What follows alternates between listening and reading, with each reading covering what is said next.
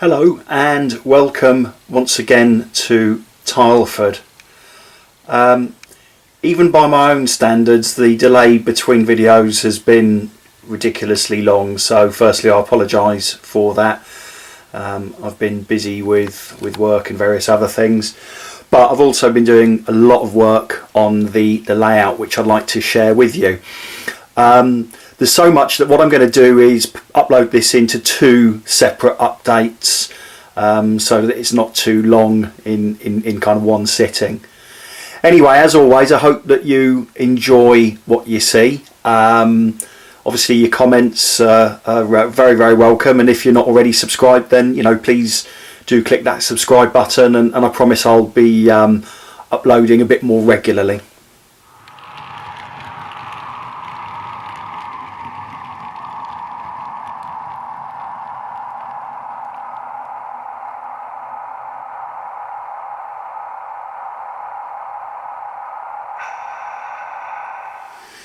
The first thing that I've done is not really work on the layout as such, but I've replaced the lighting in the train room. Previously I had halogen spotlights which were okay, but I felt that the layout was a bit dark, and I think that was that sort of showed up on some of the videos. So I've replaced them with white light LEDs, which seem to be much brighter, and just the spread of light seems to be a lot more even, and I think it actually makes a really big difference. So hopefully you'll be able to pick that up on the video, and and be able to see a little bit more clearly than perhaps was the case previously.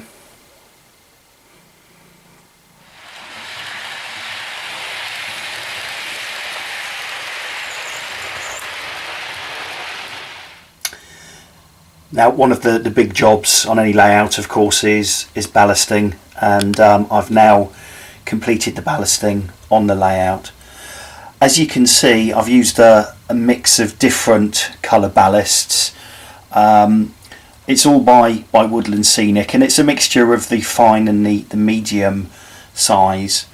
It's a variety of greys and buffs and a bit of brown mixed in as well, so you can hopefully see, on the line which leads to the aggregate works, it's just an older, or the idea is it's going to look like older, slightly more tired ballast, and then on the main lines it's slightly fresher. My method for ballasting is, firstly, I've been using this Ballast Magic. So I've been mixing this up with the ballast, and then it just comes in a powder form, and mix it together and pop the ballast down. The next thing that I've done is to spray it with isopropyl alcohol, and I've given it a really good drenching in that, and then used a mixture of PVA glue and water with a little bit of washing up liquid to give it a good soak. The net result is that the ballast, is really very firm. I don't think it's going to go anywhere, and there's no signs of it breaking up at all, which is good. I've also been putting track detailing in place. So we've got the points heaters, we've got the tubing for the point cables, we've got some of the grids, around the signalling and what have you, put out there, as well as some of the drainage points along the track. So I'm happy with how this is looking. We've got a few little holes which I'm not even sure how they came to be there, but what I do need to do is just fill those with PVA glue and just pop a bit of ballast over the top. So that'll be a job for the future. The other obvious job is to give the track a weathering. Now, I've started to do the track sides with one of the Woodland Scenic's pens, and that started to do the job, but I need to get the airbrush up here, and my thinking is really just to use track dirt and maybe a bit of frame dirt. I'll use acrylics on the track, and yeah, just give it that weathered, dirty look to make it as realistic as possible.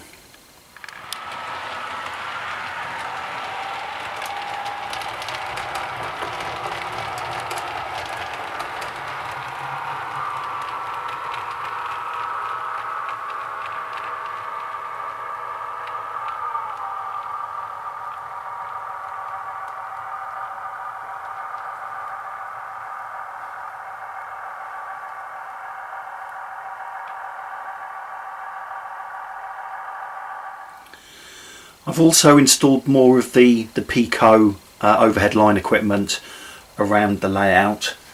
I've gone for the single masts. I have to be honest, I've been waiting and waiting and waiting for Pico to come out with the masts that cover 2 or 4 tracks, but they just don't seem to be any nearer to being released. So I've just decided to go with the single masts and pop them in place. So I'm retrospectively popping them around the layout. I'm trying to get a spacing which looks reasonably prototypical. I accept that the spacing is a bit wide, but these are not cheap, and if I was to put in prototypical spacing, then I might have to sell a kidney to to pay for it. So it's certainly, I think, giving the look that I was hoping for, and yeah, just a bit more realistic, particularly with the the Class 800s that will be running on the layout.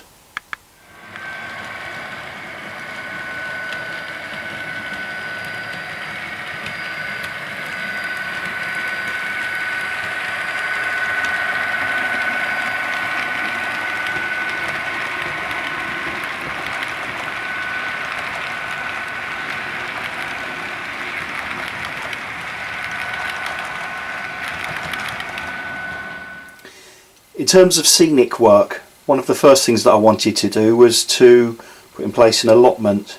Now, people who have been on the channel for a while will know that in both of the previous incarnations of this layout there's been an allotment, and I wanted to recreate one this time round as well.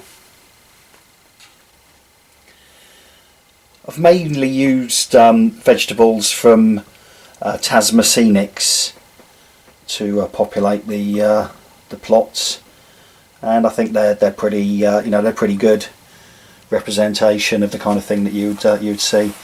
It might be a little bit busy, it might be a little bit idyllic for some people's eye, but I quite like it. I think it looks good.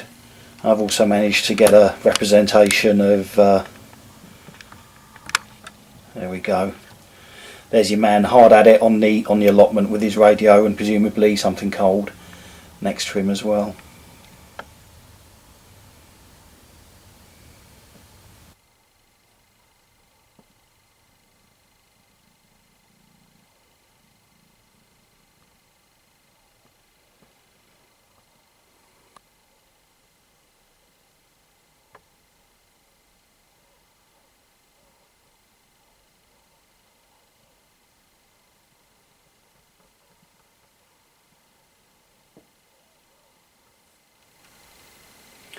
Moving on from the allotment, I've completed work on this disused siding, which gives me the opportunity to probably just display some locos and rolling stock, which is obviously waiting for the welder's torch.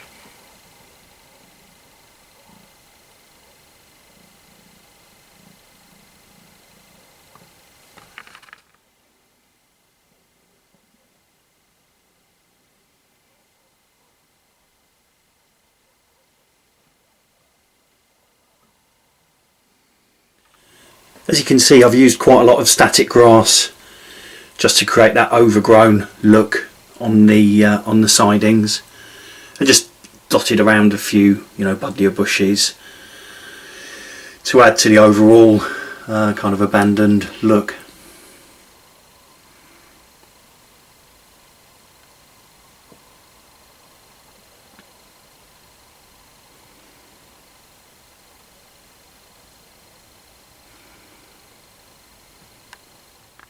On the opposite side of the tracks from the allotments, I've finished off the industrial units that we've got there, and had a bit of fun with creating some graffiti along the perimeter there. These units were bought off of eBay. I also recycled these two end industrial units from the previous incarnation of the layout.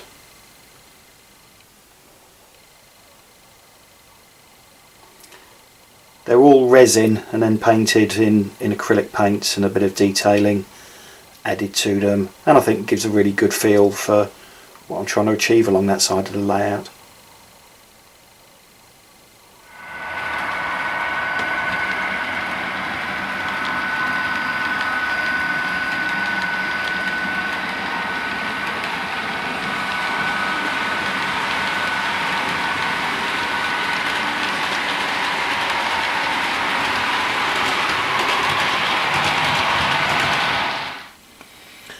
I've also been working on trying to enhance some of the scenery around the station area and the approaches.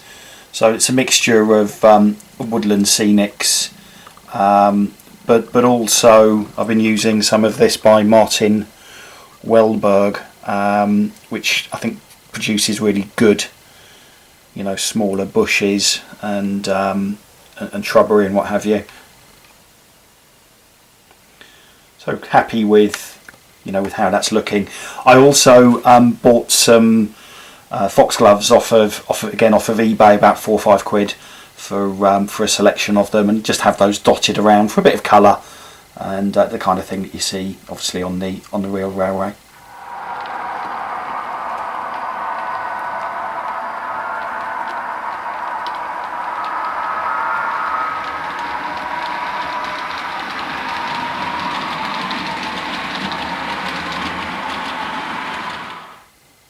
I've also added more passengers to the station and just make it look a little bit busier generally.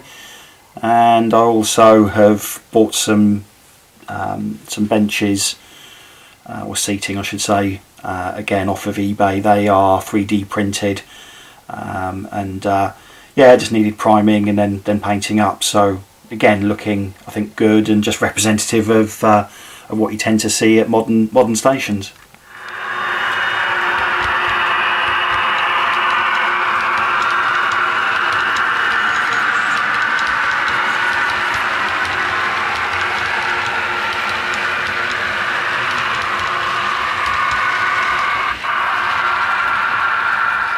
So that's it for this first part of the March update. I hope that you've enjoyed what you've seen and that you feel that the layout is progressing well. Apologies again for the sort of hiatus in uploading video, but I always say this, hopefully I'll become a little bit less rubbish at uploading in the future. What I can promise you though is that part 2 of this update will be with you over the course of the next few days. So keep an eye out for that, and as I said earlier, all your comments and questions are all very welcome. And indeed, if you want to subscribe as well, then that's also great. Anyway, thanks for checking in, and see you again soon.